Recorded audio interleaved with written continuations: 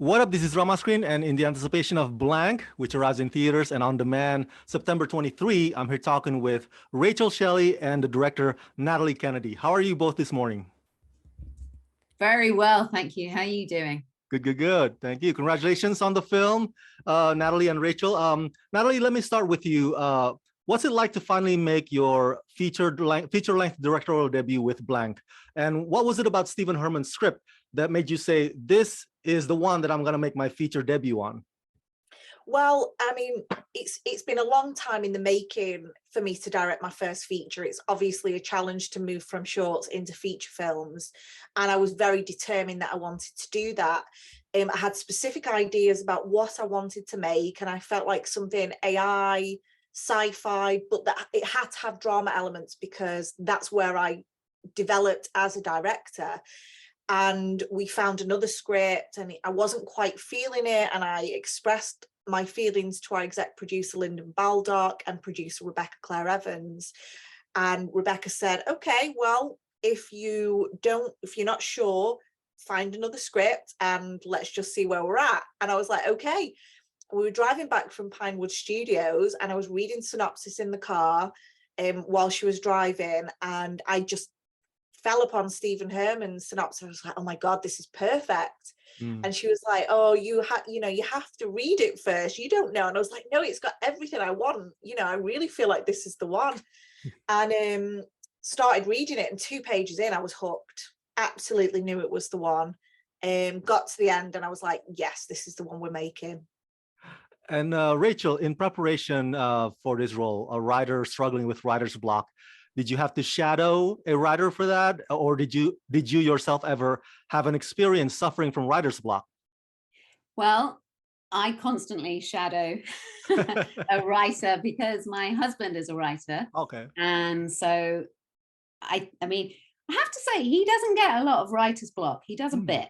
But I think that experience, that feeling of, I do some journalism for myself, and I do write, so I do understand that feeling of wanting to get something out and not quite sure how, and how to squeeze it in and how to make it sound how it is in your head. I'm very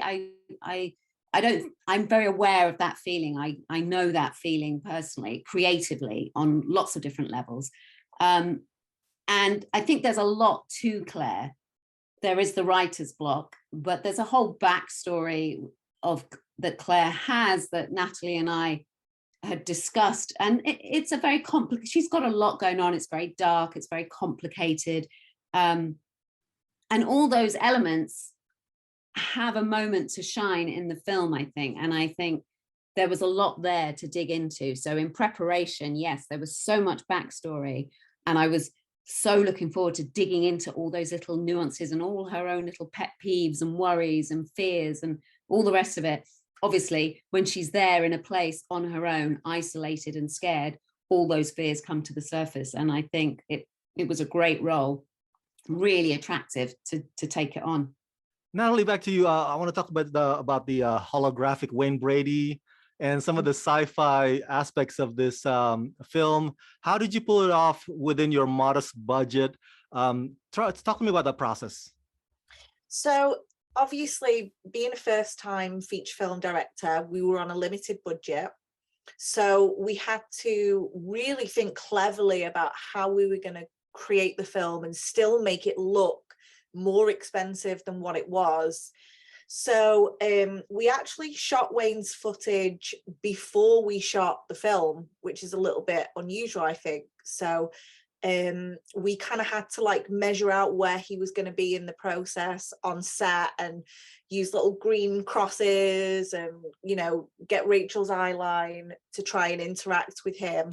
And we wanted it to look good, and we think it worked out well. We were happy with how it looked. Treehouse Digital, which did the VFX, did an amazing job of making Wayne look really convincing as a hologram. And Rachel's performance with, interacting with nobody was great, because you would never believe that he wasn't there. So she did a great job with that. And there was elements that we had just to make it look great as a sci-fi, such as kind of like panels in the wall, a great location. Haydar's performance as an AI was fantastic as well. She was very convincing, and it was all about the makeup and the hairstyle. And I kind of based her on a 1950s Stepford Housewives kind of model. And she, you know, she was kind of like really, the way she looked after Claire was that kind of Stepford Housewives style. So it worked really well. And I think that just the performances really sold the sci-fi element for that, really. With us being on such a low budget, you know, it was really, a lot of it was down to the performances. Oh, thank you. And yeah, to piggyback off that, Rachel, what's it like acting alongside Wayne Brady, who wasn't really there, and acting alongside Haida, who at times could be quite terrifying in this film whenever Rita just goes off the rails, you know? Yeah.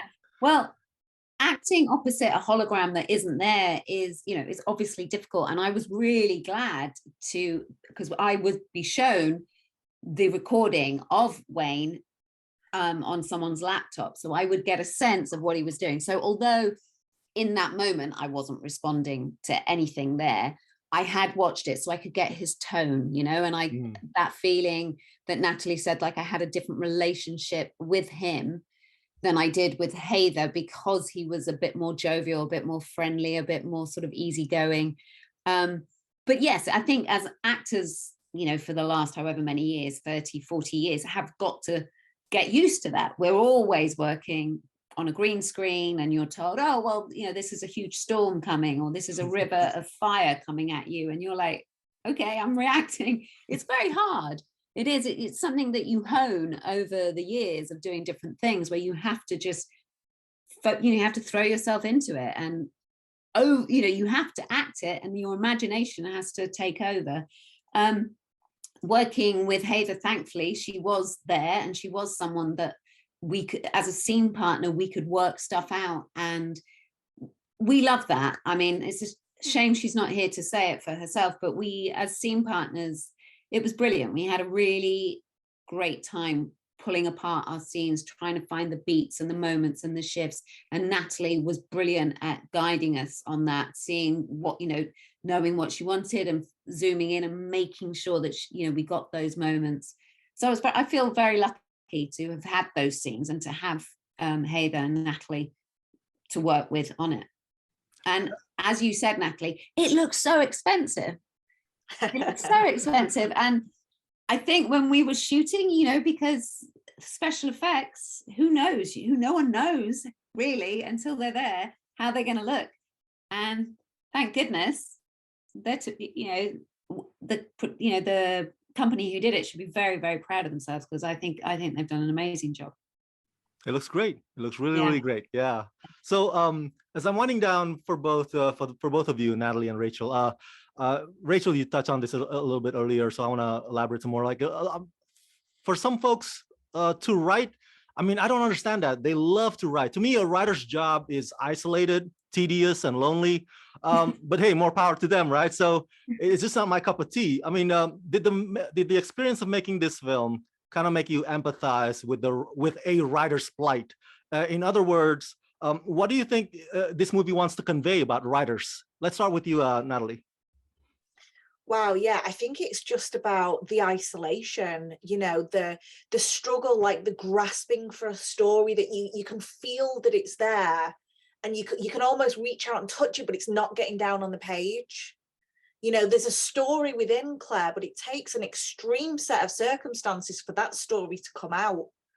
And it, you know, a one of fear and, you know, fearing for her life in this situation. So it's really the most extreme of a writer's situation. I don't know any that would really be in that situation with writer's block, but it was Stephen's own personal experiences with this very story that inspired him to write it.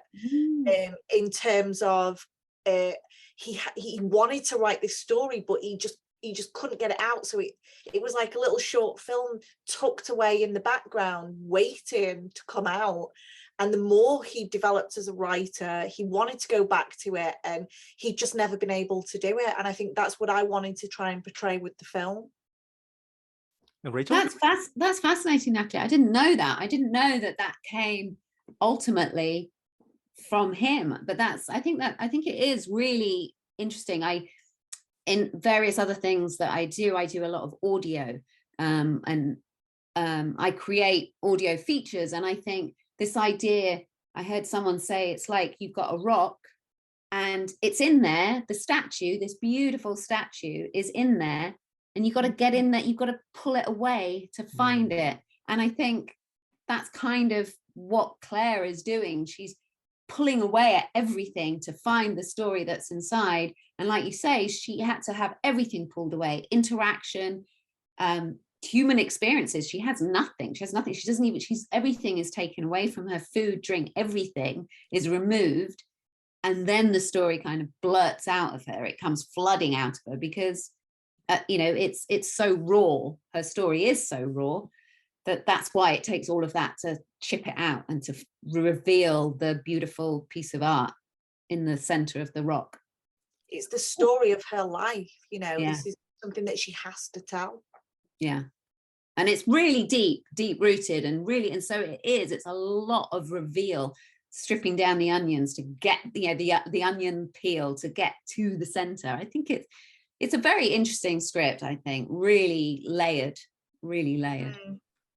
And finally, really quickly, I think my fans who are fans of the L Word are going to kill me if I don't ask you this. Rachel, is there a possibility that you'll come back as Helena in season 3 of the L Word Generation Q? Season 3, I wouldn't have thought so, because I think they're filming now. Okay. So I don't, that's not going to happen, unfortunately, but never say never. I mean, who knows? It could happen. I'd love to. You'd love to. All right, we'll leave it at that. For my fans at home, everybody go check out Blank, arriving in theaters and on demand September 23. Rachel and Natalie, thank you for talking to me, and congratulations. Thank you.